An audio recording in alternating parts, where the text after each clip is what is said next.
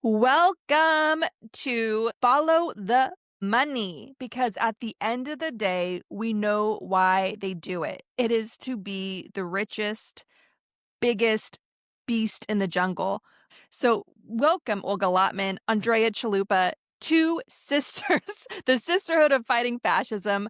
I'm Ukrainian American. I was born in California. I studied Soviet history at the University of California at Davis. I studied Ukrainian at the Harvard Ukrainian Research Institute. I lived in Ukraine for around 5.5 months, and I wrote and produced the journalistic thriller Mr. Jones, starring James Norton, Vanessa Kirby, and it's all about Stalin's genocide famine in Ukraine, which gives the larger historical context of Putin's ongoing invasion of Ukraine. And I have a podcast, of course, Gaslit Nation, that launched looking at the 2016 election like a crime scene, because it was. It is the coup that keeps on cooing. And in order for us to make sense of this and Trump-proof and Putin-proof our democracy here at home in America and your democracy wherever you're listening, I'm partnering with the great Olga Lautman, world-renowned Russian mafia expert, for a new show called Follow the Money. Olga, tell us why we're doing the show and what you're going to bring to it as the dangerous woman of international intrigue that you are, dangerous for the fascists. I am so excited to be doing this because, this is really something that is so much needed. And with Trump flooding the zone with so much shit, a lot of the important stuff, like, the police state he's building, the surveillance state he's building, all the corruption is kind of being swept under the rug and it doesn't get enough attention. So I am so happy to partner with you on this. And basically, our show is going to focus on all the corruption behind the scenes, the, deals, the crypto deals, the jets from Qatar. Don Jr., the president's son, is cashing in, paying. Like, people are paying him for Yes, access to our taxpayer-funded White House. yes. And he's doing this with the tech bros like David Sachs, who are the crypto kings, who are literally attacking our monetary system of regulations and sanctions to usher in Russian, Chinese-driven crypto. I have a friend in London who was a crypto devotee working for a major crypto firm and got completely burned by it legally and financially. And I know there's a lot of hardcore believers out there, but it's still a wild west, and a lot of criminals are taking advantage, including criminals in our White House. Well, this is the whole point of crypto because the problem is there's no transparency. So while Trump collects billions and billions via crypto, we don't know where this money is coming from. And, as a result, we've already seen some of the reporting, that has showed that the money is coming from UAE. And then we see, Trump suddenly lending our military and signing an executive order that if UAE gets attacked, guess what? U.S. troops are responsible for it, and we're going to have to protect their sovereignty. So anyway, we are launching the show. There is so much corruption happening on a daily basis. The one thing with Trump, unlike other dictators, is that he is really, I call it naked corruption, because he's really flaunting it in our faces. He feels so emboldened that he's not even bothering to hide, the corruption. He's not bothering to hide the weaponization, for instance, of Department of Justice when he went on Truth Social and said, Pam, I want these people prosecuted. And then days later, we had a prosecution with James Comey. So that's it. A little bit about me for those who don't know me. I am Ukrainian and half devil, Russian and American. Was born in Italy on my way here as my parents were leaving the Soviet Union. I've worked on Russian and Ukrainian issues forever. It feels like my main focus is working on Russia's shadow war and information warfare, disinformation, propaganda, psyops, their arson attacks, assassinations, everything we're seeing, election interference, political capture, everything we're seeing here in the US and across Europe is coming out of Russia. And that's what I've been working on, including, with our election, their new election tactics of calling in bomb threats, which happened yesterday. And I actually said, oh, look, bomb threats again at polling stations. Russia's very busy. Sure enough, today a report comes out. Bomb threats came from Russian email addresses. So that's a little bit about me. I do run a Substack, Unmasking Russia, and I run another Substack, Trump Tyranny Tracker. That one I document just all the weaponization of institutions, consolidation of power, corruption, government collapse, because, with corruption, you will see a collapse of services. In our case, it's literally a government shutdown, and the whole government just collapsed, which is, at the end of the day, the whole point with corruption is that this hurts the main people. And as we see right now, Trump and Republicans are weaponizing food and leaving 40 plus million Americans starving. So, Which is anyway, what the Kremlin has a long history of doing in absolutely. Ukraine. Stalin carried out the Holodomor genocide, which you did an amazing job documenting in your film, Mr. Jones. It took, sadly, decades for the world to recognize it as a genocide, even though you had upwards of 7 million Ukrainians who were murdered by Stalin, around the time that Hitler was murdering Jews. So you had the same, thing, and it took decades. I mean, I think really like 10 years ago was the first time there was discussion of Holodomor and, by governments, to finally start working on recognizing this as a genocide.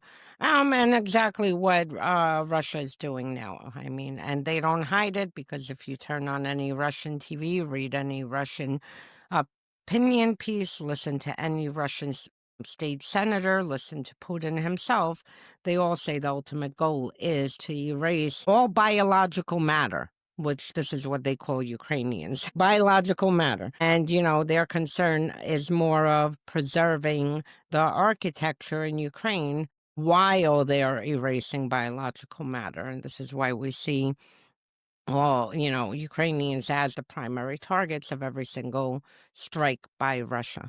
But back to the show, this is what the show will be on. And every Follow the Thursday, money.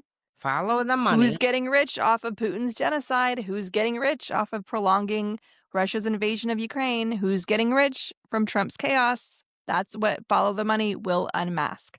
And we're also going to focus on the ICE detention contracts, the surveillance contracts, everything. So, all the companies involved in helping Trump turn this into an authoritarian state, because he alone would have never been able to do this. You need enablers, just like Putin has plenty of enablers domestically and abroad. So we'll focus on the enablers, because I think the best tactic, that works is to call these people shame and name and shame. Out from the darkness because they're hiding behind showman Donald Trump. I've long wanted to do a show like this. I've called for it on Gaslit Nation. I've said people wake up. Donald Trump is just a distraction. And I want to just share some insights on this from my own background. I spent about 3.5 months as an intern for Senator Barbara Boxer of California for a summer in college. And walking around Congress, you could always see who the members of Congress were because they all had TV-ready makeup on, and their hair, men and women hair, was perfectly coiffed, hairsprayed. And there was this glow about them, obviously, literally, because they had a lot of tanner on for the TVs. Oh God. But there was this, I don't want to say narcissism, but it was very clearly, and this was gosh, when would that have been? That would have been like 2004.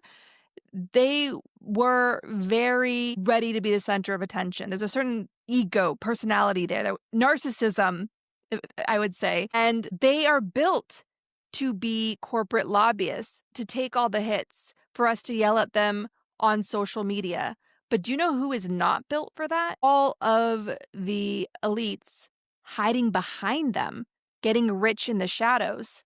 There are people who are so rich that they throw a lot of money to keep their names off the internet. Those are the people that we're going after, that are propping up Trump, who propped up Epstein, who are propping up whoever is coming next after Epstein. And I think it's extremely important because once you start exposing that whole criminal financial network, including of a lot of polite society folks who try to get, mingle as Ghislaine Maxwell did with the socialite set of presidents like Bill Clinton and Trump and so on, and all the celebrities. Like, once you go after those criminal networks among the elite, that's when they start to unravel. And so I am getting really tired of the whole influencer social media landscape, the Substack set, and just repeating the same damn talking points. Like, can you believe what Trump did today?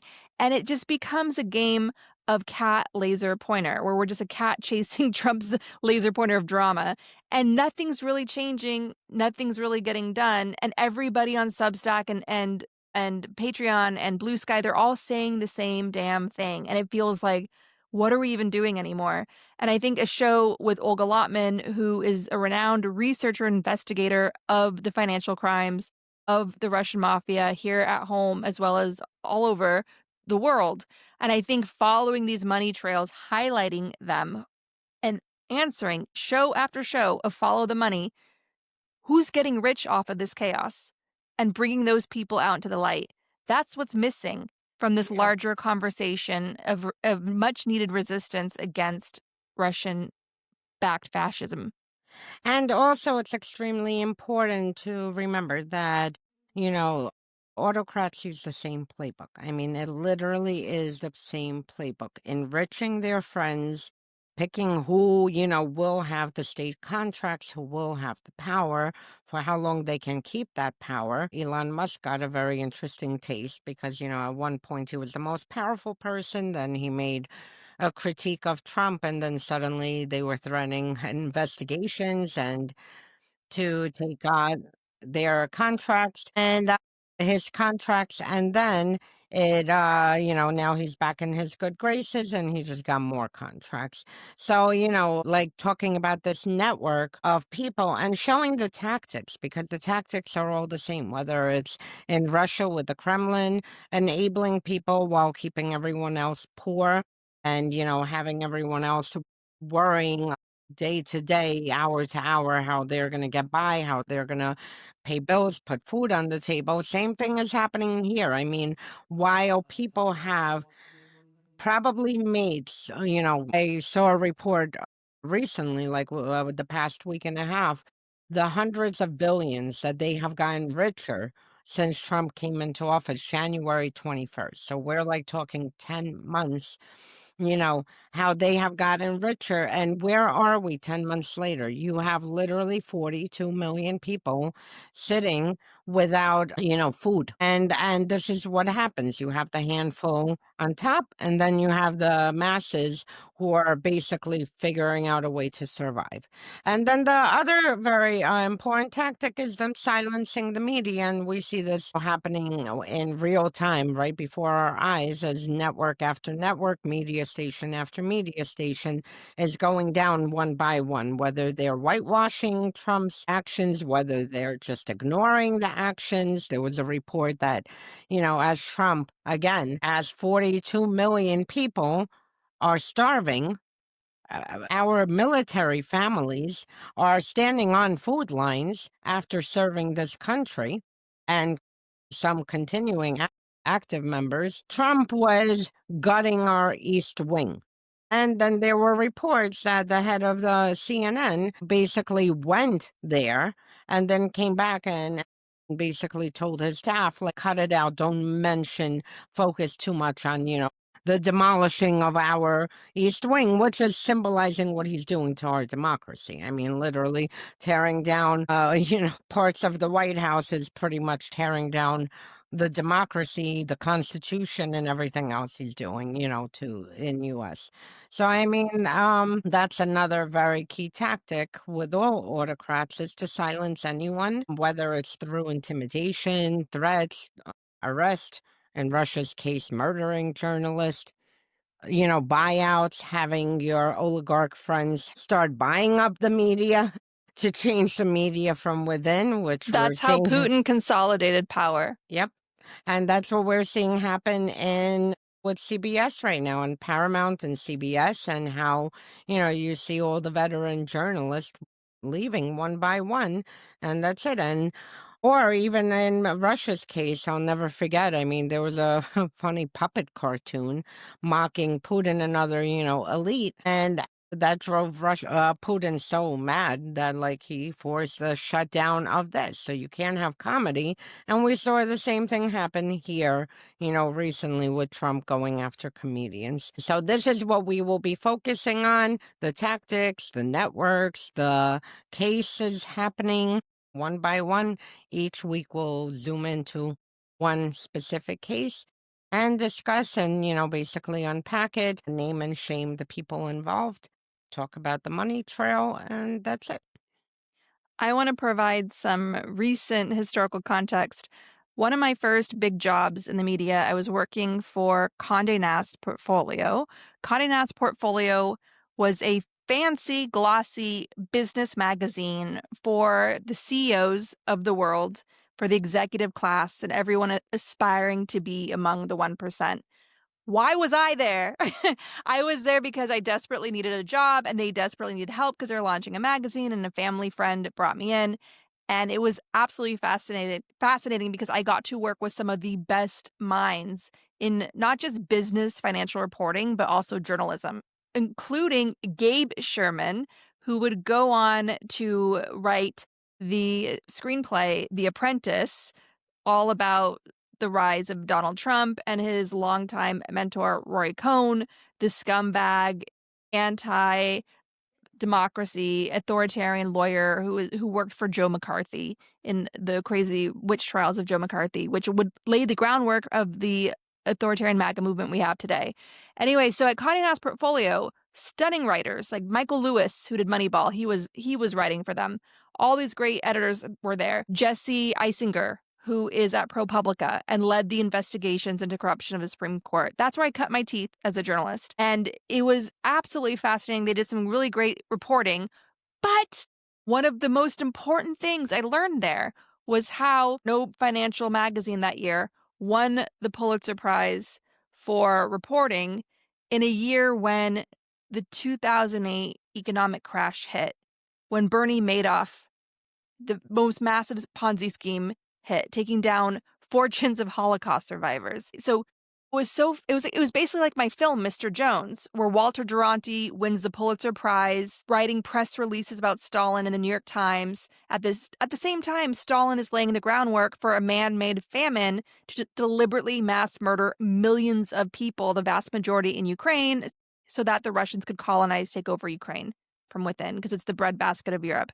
And so I was living that story. I mean, that was just eye-opening to me, how history repeats, how media, the power centers of media, are more concerned about protecting access to the powerful and just getting stories that put a sugar high into the day. They call it win the day journalism, where you get all the attention for some dumb, shallow story where you get to put scoop in the headline, all bold letters, but you're not really changing anything. You're not really forcing any meaningful discussions.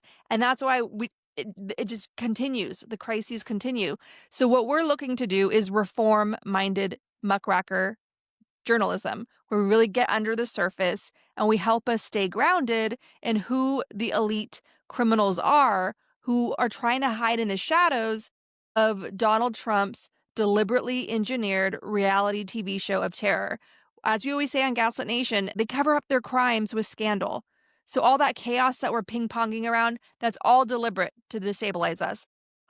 Our show, Follow the Money, is going to be a grounding exercise in how we fight back against the global oligarchy that is driving the fascism crisis, not just here at home, but around the world. Yeah, and I mean the media, I have so much to say about the media. It has failed, and especially mainstream media and especially cable news. I mean, with 24 hours, you would think they'd have more to fill than with just these, glossy chasing stories. So yes, we actually will focus on this, and I'll tell you, it makes a huge difference because, for instance, in Ukraine, I've worked on a lot of corruption issues there and here, and how it ties to here and how it ties to Europe. And in Ukraine, I mean, shining the spotlight on corruption has made a huge difference. I mean, this is what makes society stronger. When civil society starts, using their skills, when media, despite any threats or intimidation, continues, it makes a huge difference because, then you have people discussing this and you can make changes. I mean, we saw in Ukraine after 14, after Maidan, Yanukovych and his corrupt ilk fled over the border to Russia. And I mean, then when finally civil society, after he left, went into his palace, of course, it was the same thing. I mean, very similar to what Trump is building in the White House, which is very similar to what the Kremlin looks like, very similar to Saddam Hussein's palace. I mean, they all have the same gaudy taste of lots of gold. It was from relentless journalism and activism that these changes were made. This is why it's so important to do it here and to continue pushing forward, because at this moment, we are in a position where Trump is preparing criminal investigations against organizations that investigate corruption or protect democracy or protect immigrants. We need to push back against this. And if more and more people do this and stand together, it's harder. And as I always say, there's more of us than them. So it becomes harder for them to move forward. And luckily with Trump, like I said, he doesn't hide it, because I don't recall Russia anything like this ever happening where you have someone literally flaunting the corruption in your face. I mean, with the Putin regime, you see the corruption, the corruption, but they are not on TV, showing you freaking, marble bathrooms or look at my new gold, everything. Like they don't do it. I mean, at the same time, they do realize that the people are the ones who still, control, have the power. And, in Russia, they're sensitive to pissing off people by flaunting the corruption right in their face. Here, Trump, not so much. I mean, he's more than happy. What's the problem? I took a $100 million bribe from Qatar in the form of a jet. What's the And problem? now Qatar gets their own military base or whatever in partnership with the US military on US soil. So we're going to unpack that story as well, who is getting rich off of that, because it's not just Trump. There's a No. reason why Trump is back in power, because there are a lot of people that need to get brought into the light who are riding his coattails and taking advantage of this chaos, and follow the money is going to help make them famous. And the last thing, we will not only work on, bringing you each story every week, but being that we are Ukrainians, we'll bring in some resistance tactics when we can. Whether it's highlighting the advertisers who, people can make calls to or blast out on social media, or whether it's, highlighting other law firms involved or whatever it is, we'll bring something to you with some of the stories as much as we can where public pressure can make a difference, because it still does make a difference. Absolutely. As the Ukrainian national anthem says, we are not dead yet. No. America still has a massive fighting chance, and we are absolutely going to get through this, not just for our own sakes, but the world. And we proved, it yesterday because, for everyone who has been dooming and glooming, which, look, there's a difference between pointing out the corruption, the autocracy, the military state, the surveillance state being built right in front of our eyes, the media being hijacked, and everything happening. I mean, literally, it's identical to what happened in Russia, except the difference is it took Putin 19 years to really consolidate fully power. Trump is doing it like, a month. 1 year is equivalent to a Trump month here. But at the same time, there's a difference between selling doom and gloom, and that's it, all is lost. And then if that's the case, what is the point of fighting? In our case, there's a way to point things out and at the same time to say, look, if we work hard and we are all engaged and we get everyone we know engaged to save this democracy, we can. Is it going to be easy? Absolutely not. Are we going to see a lot of blood and, horror in front of us? We have a lot coming, but we still have to work together in numbers, coordinated strategically. And yesterday proved it. I mean, The big 1 year election of ago, 2025, D-Day, as I'm calling it. yeah, well, 1 year ago, Americans, for some wild reason, put Trump back into office. And, yesterday, overwhelming, numbers for an off-season election, governors' races, mayors' races, I mean, literally small positions like in Georgia, and people came out in overwhelming numbers. Even in California, people were standing hours in lines to vote for the redistricting, the Prop 50, hours even after they already knew that it was going to pass. They still wanted to stand there and say, nope, I know it's passing, but I want to leave my mark on this. So this just shows you that, what happens when people come together and when people want, push back. And yesterday was a very good wake up call to Republicans because literally Dems swept from California across the From whole sea to country. shining sea and Yes. Mississippi in between, and there's going to be more of that. Yeah. But in the meantime, if we want to Trump-proof and Putin-proof our democracy, wherever you live, you need to understand who is getting rich off of this chaos, because Yep. that is who is going to bring us the next Trump. And that's why we have to make them famous and force through reforms so that their crimes can stop and that we can have a strong, solid social safety net for all and end this elite lawlessness. Yep, that's it. So we look forward to everyone subscribing and listening and following along our journey as we decide to, uh, you know, point